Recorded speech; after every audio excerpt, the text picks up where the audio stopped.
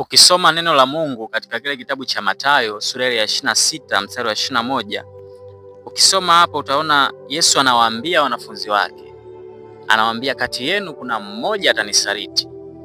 Na unaona baadaye inatokea, unamwona Yuda Iskariote anamsaliti Yesu.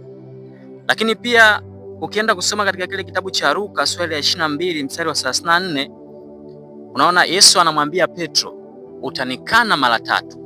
Na unaona baadaye inakuja inatokea Petro anamkana Yesu mara 3 kama vile Yesu alivyosema.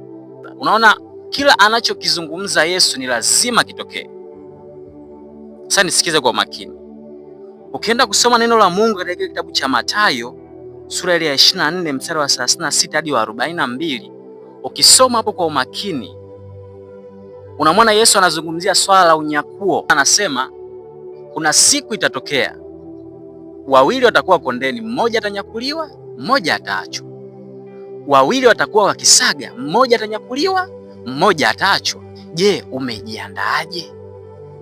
Kwa maana kila anachokisema Yesu huwa lazima kitokee.